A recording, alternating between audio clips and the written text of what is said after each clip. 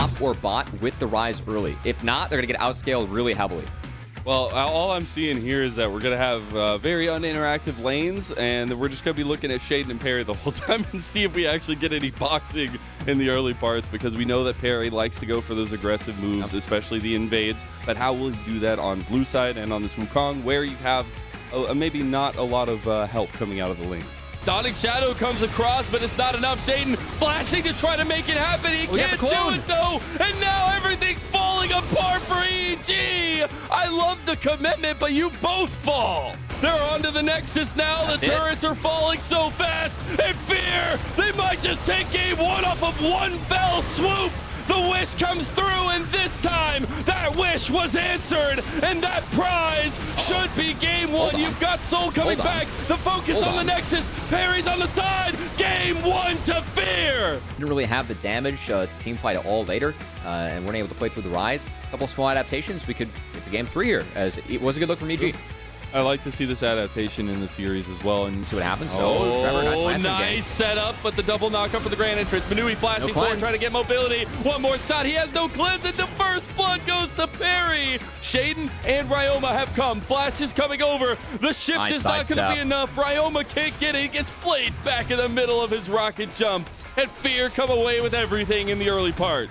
Something they can go back to the drawing board about, but still, EG looking to scale for playoffs, but at the moment, it is all Fear, man. Third in hit falls, and Fear putting the finishing touches on. A wonderful series from them. Yeah, they really are. And while EG will fall to the lower bracket and still have a chance at redemption, Fear, we had questions. We said regular season, it says they deserve to be here, but they needed to prove and show that they do. And one by one, as the EG pieces fall, it's Fear that rise to the top. And the playoffs look like the run from Cincinnati FEAR, as the first series will go 2-0 in a sweep. Hello, everybody, and welcome back for our post-series interview. I have Perry, jungler from Cincinnati FEAR, after a 2-0 over Evil Geniuses. Congratulations, Perry, a big win for you. Yeah, feels great. I mean, there's a 2-0, and 2-0s always feel good, so. The general energy from the team, it feels like everyone's feeling good about this run. We saw the emote spamming happening in the game. Yeah. What's making you feel yourself so much right now? Because this seems like such a fresh energy for the team. I mean, I'm just happy when I'm on Wukong. I love the champion. I think the champ's broken. I feel good on Wukong, and it's just, I've built a lot of confidence over the last few months with my success going to finals. And these past few months, I finally built a lot of confidence, and I'm just here playing on the Rift, enjoying myself, and I feel good. I just feel really good playing the game. I'm enjoying it a lot. I want to go to the future, because your next round opponent will either be Golden Guardians Challengers or AOE. I think it's Golden Guardians that are going to win. And I think when we play them, just like what happened in the tiebreaker match, it's not going to be close. Doesn't matter what champs they give us, it's not going to be close. They can't ban out all our champs. They can't ban out all our one tricks. They can't ban out all our priority picks.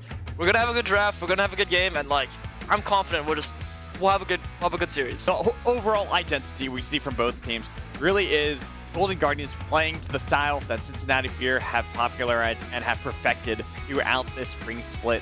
And I'm curious to see how well they can do that against Cincinnati FEAR. FEAR being that team that has been touted as the best team fighting team that we've had since Wildcard, having kind of been found out and people knowing how to exploit some of the weaknesses they have in champion pools. So they should be able to secure play from Prismal. It does take down Perry, but it's traded back. 1-for-1. Wait, it's a double kill for Prismal in this fight. And they got out of there for now, but it's going to be Trevor who will fall, giving Array his first kill. Array's in the middle of everyone. Untouched, uncaring about what you throw at him, even all out. It is not stopping him getting the damage, looking for the quadra kill, hunting this one down, but Perry scares him off with the keeper's verdict. But it doesn't matter, because this game is Golden Guardians Challengers, unless an absolute miracle can happen. Perry and Faisal, the last one's in the base, but they don't have any damage to stop them. Weaver's wall stopping, and game one, the Golden Guardians Challengers.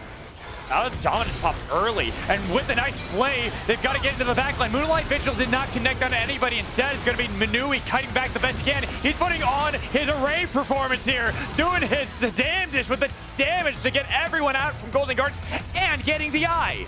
4 kills, none traded. Inhibitor taken mid lane. They can continue with the long death timers. Prismal might be up, and Young has to dash away. But look at how these towers melt to Manui as Shoji gets Young to go back to the base. And we got a series, baby! Here comes the re-engage from Fear, getting the Featherstorm out of array. The primordial burst for Shoji. He goes into stasis as Perry is fine with re-engaging. They've got the kill for Manui. They're chasing back Golden Guardians. Fear, the top professional team. There is no denying this team. The rookies of the split all across the board are now looking to take down another challenger team as they assassinate Young. They take down Concept. They do lose Barry, but who gives a damn when you can win the series with adding the KDA along the way out? There it is, Brisbal dives back in. They get the blade caller, but Fear, they're just bad. They're hitting it out.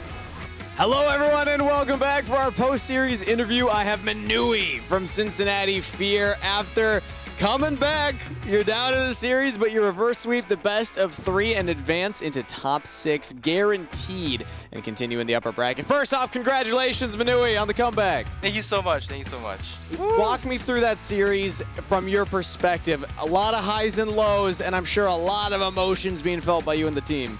Yeah, so the first game we come into draft prep and talk about Jinx and Aphelios prio, but then after the first game, I really saw I was like, damn, Aphelios just looks broken. Like that champion just looks crazy. So then after the first game we lost, I kind of played bad the Jinx game. I'll say I kind of hinted, but when I got my Aphelios, I think I'm pretty good at it. We won the games, not because of me solely, of course, of the team, but I just didn't think that our first game draft was too favored for us. Was that a you thing, saying hey, we need to change your champ, or was that the whole team wide saying, hey, we need to switch up something? No, after the game, we went back to the drawing board. We talked about what side we wanted, and I just said to my coach, I said, just give me Aphelios. Just give me it. It looks too good. Just give me the Aphelios. I just want to play. Hey, sometimes you just gotta grab the coach and say, give me my champ. Let me carry this game. And carry you did in that game. And now you got a target on your back. The provisional team's still in the upper bracket. Do you have any message, maybe some intimidation to put some fear in your competition remaining here in the upper bracket? Well, with our mascot, the Grim Reaper, right? We're going to keep slaying our enemies one by one. And the next one, it looks like it's going to be Cloud9, if I remember correctly. And right here we have our Grim Reaper, and we're going to take them out. On March 18th, we have SOS, which FEAR added to the pot bonus, so now we're sitting at $750, so definitely make it to that if you can. Very excited. I think I'll be commentating top 8. So. Awesome, that's terrific. Yeah. And then we'll have a merch booth there, as well as an additional booth for Steve and Emma to kind of hang out. We plan on having money matches done there and everything. So we're really looking forward to the upcoming March 18th tournament for Cincinnati's probably biggest tournament. Yeah. So yeah, another great one in the books for them. And how was last year's SOS 7? It was so much fun. It was great. I think the only thing that was bad about it was in March, so we figured, oh, it'll be warmer, but it was in a mall that didn't have any air conditioning or heating, and it was 30 degrees, so everyone was freezing cold. But other than that, I think it was our TOs are great. I really love the Cincinnati TOs. They do a great job, and it was just so much fun to have all of the communities to come together and just have such a big tournament. That's awesome. Yeah. So yeah, hopefully you guys enjoy us March 18th at the Sharonville Convention Center. Bottoming out. Yep. As is. And Mecca will get it. Able to flick and hide. And here's Wave, and they are going to punch their ticket in.